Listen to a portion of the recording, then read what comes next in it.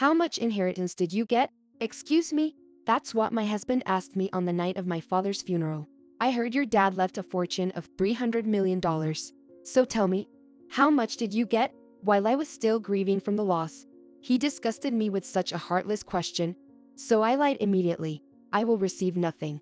It looks like I'll go to my sister and my mother. Suddenly he had a big smile on his face. Yeah, that's what I thought. You're never appreciated at home. And they always call you useless.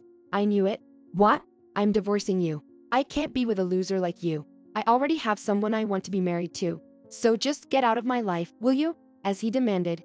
I signed a divorce paper. My husband, and even my own family, laughed at me as if I were miserable, but they couldn't be more wrong. The extent of my joy over his betrayal. They have no idea yet. My name is Nikki. I come from a family of 4 with a sister named Katie, and we've been at odds since childhood. Moreover, my mother always took my sister's side, leaving me feeling lonely. My father, the only one who ever supported me, was almost always busy with work. Even when I was at home, my childhood was marked by loneliness. That didn't change as I grew up. I didn't get a chance to go to university due to financial reasons. But after I secured a job, I learned that my sister was going to a private university. Katie is smart. It would be a shame not to send her to college. Nikki, you're not smart and you lack savvy, so it'd be just a waste of money. You're working now, so contribute to the household expenses. And on top of that, take care of Katie's tuition. As the older sister, it's only natural for you to work for your sister's sake, right? My mother said this as if it were common sense, though I had endured unfair treatment all my life. This incident made me break down and lash out in anger. Katie saw my reaction, told me with utter displeasure, "It's your fault for being incompetent, isn't it? You're uglier than me, and your grades were worse, so at least try a little harder. If you can't even do that, you're truly worthless." Disgusted with my family, I left home as soon as I got a job. Having been forced to do chores all my life, living alone was nothing.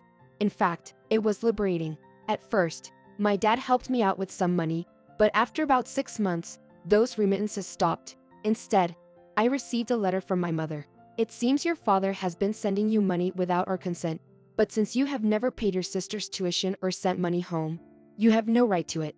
We will send you a bill for the amount you presumably received, and you must pay it back. Stop being a thief." My mother, who always disliked me, sent a precisely calculated bill, adding damages as if it were a settlement. I found it too unpleasant to argue, so I sent the money as demanded and secretly moved to a different apartment. Years later, I met Jake at work and decided to marry him. Thinking it was time to cut ties with my family, I returned home to announce my marriage. There, my father, who used to work hard, looked strikingly aged. His back was bent and struggling to stand. He was so much different from the man who had once been so active. "Oh, you've come back. What does an ungrateful daughter, who never sent money home, want here?" My mother scoffed, even as I returned after such a long time. When I asked about my father, she laughed derisively through her nose. "Your father has been unable to work since last year because of a bad back. He's just a nuisance in the house, slow and clumsy and moving around. Useless, just like you." Jake was a little surprised by our attitude, but when my sister arrived, his eyes lit up. "Are you Nikki's sister? You're so beautiful. I can't believe you guys are sisters." Since she started college, Katie had become even more selfish and would dress like a whore, which made me embarrassed as a decent adult. She should have been graduated from college by her age, but she seemed like still enjoying her college life without studying. "Obviously. That's your husband, Jake? He's good looking. He's too good for you." I feel sorry for him. Katie would flirt with Jake, touching his body even right in front of me. It bothered me enough, but seeing Jake's pleased reaction would hurt me the most. "I'm not staying here long anyway. I'm marrying Jake and I'm leaving this house for good." "Oh, you can leave for good after finishing taking care of your father?" my mother asked lazily while munching on snacks. "He needs care, but I don't want to do it, and I don't want to bother Katie with such an ordeal. She's enjoying her college life, and it would be a shame to waste her time on such a thing, right? So, Nikki, you take care of him. Since you two are useless, you get along together anyway." Her words upset me, but for my father's sake, I couldn't ignore her. From that day on, I had to frequently visit my parents' house to take care of my dad. I soon realized that neither my mother or my sister was working at all. Katie never got a part-time job, and even after my dad collapsed, mother just stayed home and did nothing. Yet, they indulged themselves in dining out and shopping. Unbelievably, they would take my dad's bank card and be squandering his savings. He had been aware of it all along but had kept silent. Dad, we can't go on like this. Why didn't you tell me sooner? I didn't want to burden you more than I already have. You've already been through so much because of me. Besides, they wouldn't have changed their ways if I told you. My father had always prioritized work, but it was all for us, his family. He was the only one who loved me unconditionally. I wanted to find a way to help him, just as I was pondering what to do. The hospital called to tell me my father had collapsed. Before heading to the hospital, I rushed to my parents' house. There, my mother and Katie were relaxed, enjoyed watching TV. The hospital called. Dad has collapsed, hasn't he? Why are you just sitting there? It's not a big deal. He just fell in the hallway and hit his head. We called an ambulance and it's now their problem. We have to go to the hospital. I'm worried about him. Stop fussing around. If he can't make it, we'll get the insurance money, which would be nice. Why are you getting all worked up? As she said, my mother turned her attention back to the TV. I immediately headed to the hospital, leaving them behind. At the hospital, my dad was connected to various tubes, barely conscious on the bed. Recognizing me in his hazy state, he managed a raspy apology. Sorry, it happened so suddenly. I must be being punished. I failed as a father. Couldn't protect you from the family. He closed his eyes with those last words. It's okay, Dad. I love you, so please get better soon for me. I held his hand desperately by his side, but he never held back. A week later, a lawyer contacted me that my dad left his will for me. He explained that it was stated in the will that there were details about the inheritance of my father. Miss, according to the will, the entire estate of $300 million is to be inherited by Nikki. $300 million. I couldn't believe my ears. Apparently, there had been another bank account hidden away, with $300 million in it, separate from the one my mother had taken over, and it was expressly stated that no one else in the family should be informed about it. My father had even considered my situation after the inheritance.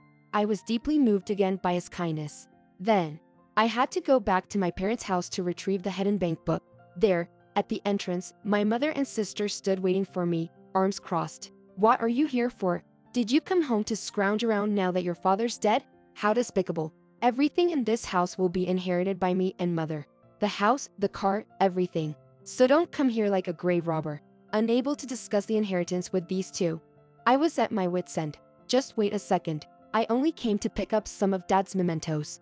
And if you're talking about inheritance, shouldn't I get a share? That's the time when my mother dramatically pulled out some kind of document. It was another will. It stated that all of my father's estate was to be inherited by my mother and sister. Soon I recognized the handwriting was my sister's. It couldn't be that this illegible scrawl was my father's handwriting. Is this what you're calling Dad's will? It doesn't matter what you think. This is the will. Everyone in the family and even the neighbors know about it. It's too late to change anything now. Using this ridiculous story as an excuse, my mother refused to let me take a single step inside the house. I gave up for the day, and when I got home, Jake was waiting for me. Were you at your parents' house? I would have gone with you if you had told me. I wanted to see your sister. It's none of your business, Jake. I went to claim my father's inheritance, but I got kicked out. Though? How much was your father's estate worth? I don't know the total, but the house, land, everything was in Dad's name. So it will be a huge amount, I guess. I see. So, how much of that inheritance is yours? I suppose. Then, I shut my mouth. I should never reveal the truth here. Something instinctive inside me was alerting me. Apparently I will inherit nothing. It seems my mother and sister are getting it all. When Jake heard this, he rushed out to grab a divorce paper from his room and threw it at me. I figured as much. You were always disliked by your family. It can't be helped with such a perfect sister, though. Besides, without inheritance, there's no benefit for me to stay with you. I've been in touch with your sister lately. Tell you the truth, you're in my way. The divorce paper already had Jake's signature on it. Of course, I signed it immediately. As I watched Jake eagerly heading to the city hall with the divorce paper in his hand, I tried my hardest to resist smiling. This would probably be the last time I'd see Jake smile. My mother and sister, too. It was the moment of retribution for those who had made my father and me suffer. Later, I arranged for the lawyer who had my father's will to come to my parents' house with me. When we showed the real will to the two of them, their usually smug faces turned blue, and they reread it over and over. It's a lie. We have a will that says everything is inherited by just the two of us. Then we'll have a handwriting analysis. If a fake document was intentionally created, you'll be charged with fraud. Are you okay with that? The lawyer's words left my mother speechless. He also mentioned a variety of unpleasant stories. Even after he became disabled, you neglected his care and sold his belongings against his will. And Katie, you became addicted to men and gambling, pulling out money to pay off debts you made from his personal bank account. Because of such behavior, you have been excluded from any inheritance rights. If you continue to infringe on Nikki's rights unfairly, we are prepared to take legal action. By the time the lawyer finished, my mother and sister were sitting on the floor, dejected. Taking the opportunity, I retrieved my dad's head and bank book and decided to leave the family home for good. Now I was finally free from my family home. Later, unaware, Jake proposed to my sister. My mother and Katie quickly registered the marriage with him only for financial support, hiding the truth about the inheritance. Without knowing the truth about the actual situation, Jake quit his job and bought several luxury cars, believing in the non-existent inheritance. By the time reality finally hit Jake, it was too late. He immediately reached out to me in desperation. "Nikki, I was wrong. You're all I have. Please give me a chance to start over. I don't need you anymore. Besides, you have Katie now, don't you? You should take care of your wife," I told him and hung up gently. Just minutes before Jake's call, Katie had also called me. "It's your fault that my life is a mess." That Jake, once we registered our marriage, quit his job and started spending money like an idiot. "I can't believe such a gold digger became my husband. My life is ruined. What are you going to do about it?" To my hysterical sister, I calmly replied, "Being interested only in money sounds just like you, Katie. You're a perfect match. Besides, it seems you were getting along with Jake even when he was married to me. Be happy that your affection was reciprocated. You'll be receiving letters from the court for your affair later. From now on, let's communicate through lawyers. I won't have to hear your voice ever again. Aren't we sisters? Don't make me laugh. You and Mom never treated me as family." Then, I hung up on my sister. Blocking her number, I ensured she could never contact me again. I was finally free. Recently, I've used my dad's inheritance to build a house of my own and moved in. Having restarted my job as a secretary, I'm enjoying a busy but fulfilling life on my own. Sometimes I feel lonely, but I have my family, so it's okay. "I'll see you tonight, Dad." I felt as if my dad in the photo I had placed in the house smiled back at me warmly.